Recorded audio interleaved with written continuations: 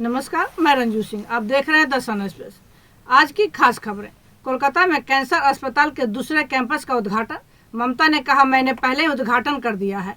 पश्चिम बंगाल की राजधानी कोलकाता के केंद्रीय चित्तरंजन कैंसर रिसर्च संस्थान के दूसरे परिसर का उद्घाटन प्रधानमंत्री नरेंद्र मोदी ने शुक्रवार को वर्चुअल जरिए से किया। इस दौरान कालीघाट स्थित अपने आवास में मुख्यमंत्री ममता बनर्जी भी शामिल हुई हैं। इसमें केंद्रीय स्वास्थ्य मंत्री मनसुख मांडविया भी मौजूद थे। विपक्ष के नेता शुभेंदु अधिकारी, केंद्रीय राज्य मंत्री निशित परमाणिक और शांतनु टैगोर भी उपस्थित थे। उद्घाटन समारोह में ममता ने कहा, मैं यहाँ प्रधानमंत्री के लिए हूँ, क्योंकि प्रधानमंत्री बंगाल में अस्पताल के दूसरे परिसर का उद्घाटन करेंगे। केंद्रीय स्वास्थ्य मंत्री ने मुझे 2 बार फोन किया था। मैं यहाँ यह उल्लेख करना चाहूंगी कि हम पहले ही इस परिसर का उद्घाटन कर चुके हैं, क्योंकि कोरोना की पहली लहर के दौरान हमें और अधिक स्वास्थ्य बुनियादी ढांचे की जरूरत थी। फिर एक दिन मैंने न्यू टाउन में इस अस्पताल के दूसरे परिसर का दौरा किया और इसका इस्तेमाल करने का फैसला किया। राज्य ने जमीन भी दी है। राज्य अस्पताल की आवर्ती लागत का भी भुगतान करेगा। उद्घाटन के बाद मोदी ने कहा, इस अस्पताल से बंगाल के नागरिकों को फायदा होगा, न केवल कोलकाता बल्कि आसपास के जिलों को भी फायदा होगा। खासकर जरूरतमंदों के इलाज में यह अस्पताल बड़ी भूमिका निभाएगा। इस अवसर पर मुख्यमंत्री ने कहा कि राज्य को अभी तक कोरोना का 40% दूसरा टीका नहीं मिला है। इसका जिक्र करते हुए मोदी ने कहा, बंगाल को 1.5 हजार वेंटिलेटर दिए गए हैं, ऑक्सीजन सिलेंडर दिया गया है। बंगाल को 11 करोड़ टीके मिले हैं। केंद्र सरकार ने न्यू टाउन में चित्तरंजन कैंसर अस्पताल का दूसरा परिसर बनाया है। केंद्र के मुताबिक अस्पताल में कैंसर के इलाज की सभी नवीनतम सुविधाएं उपलब्ध होंगी। इसमें न्यूक्लियर मेडिसिन, मरीज के परिजनों के लिए वेटिंग रूम और डॉक्टरों के ठहरने की सुविधा होगी। 650 बेड हैं। दूसरा परिसर लगभग 1000 करोड़ रुपए की लागत से बनाया गया है। नगर निगम ने बंद किया भाजपा पार्षद का सेफ होम। महानगर कोलकाता में बढ़ते ओमिक्रॉन के बीच सेफ होम को लेकर भाजपा तृणमूल में टकराव शुरू हो गया है। कोलकाता नगर पालिका ने भाजपा पार्षद द्वारा बनाए गए सेफ होम को बंद करने का आदेश दिया है। वार्ड नंबर 50 के भाजपा पार्षद सजल घोष ने संतोष मित्रा पार्क में सेफ हाउस बनवाया है।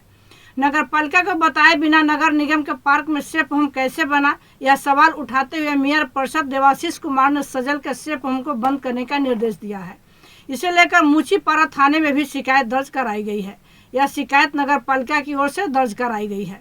इस संदर्भ में भाजपा पार्षद सजल घोष ने कहा, समस्या मुझे है, मैंने पहल की है। नगर पालिका और पुलिस के लोग सब कुछ जानते थे, लेकिन उन्हें भारतीय जनता पार्टी के नेक काम को देखना बर्दाश्त नहीं हो रहा है, इसलिए बंद किया गया है। नगर पालिका चुनाव टालने को लेकर हाई कोर्ट ने मांगा सरकार से जवाब। पश्चिम बंगाल में कोरोना के तेज संक्रमण के बीच आसन 4 नगर निगमों के चुनाव को लेकर कलकत्ता हाई कोर्ट ने ममता सरकार से जवाब मांगा है। मुख्य न्यायाधीश प्रकाश श्रीवास्तव की अगुवाई वाली पीठ ने कहा कि राज्य सरकार आगामी सोमवार तक हलफनामा के जरिए बताए कि महामारी के बीच चुनाव टालने को लेकर उसका क्या रुख है। बंगाल के 4 नगर निगमों आसनसोल, सिलीगुड़ी, चंदननगर और विधाननगर के चुनाव स्थगित करने की मांग वाली याचिका पर सुनवाई हुई। बंगाल में कोरोना के तेजी से बढ़ते मामलों को देखते हुए इन 4 नगर निगमों का चुनाव स्थगित करने के लिए हाई कोर्ट में जनहित याचिका दायर की गई है। बंगाल में मुख्य विरोधी दल भाजपा कोरोना के विकट हालात को देखते हुए चुनाव रद्द करने की मांग कर रहा है। वरिष्ठ भाजपा नेता समीक भट्टाचार्य ने कहा कि जब कोलकाता अंतर्राष्ट्रीय फिल्म फेस्टिवल बंद हो सकता है, बंगाल में रात 10 बजे के बाद लोकल ट्रेनें बंद हो सकती है, तो नगर निगमों का चुनाव बंद क्यों नहीं हो सकता। लोगों की सुरक्षा सबसे पहले है। इन 4 नगर निगमों के चुनाव आगामी 22 जनवरी को होने हैं। बंगाल में कोरोना का दैनिक आंकड़ा गुरुवार तक 15,000 को पार कर चुका है और स्वास्थ्य विशेषज्ञ आने वाले दिनों में इसमें और तेजी से वृद्धि की आशंका जता रहे हैं।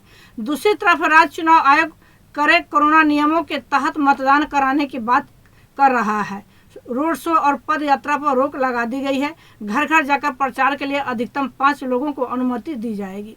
राजनीतिक दलों को वर्चुअल चुनाव प्रचार पर जोर देने को कहा गया है। छोटी छोटी सभाएं करने को कहा गया है।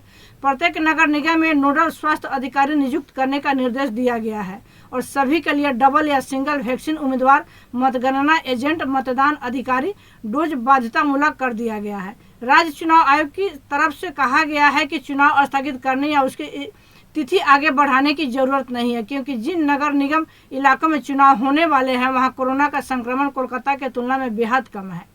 इसी तरह की अन्य खबरों के लिए आप जुड़े रहें द सन एक्सप्रेस के साथ। धन्यवाद।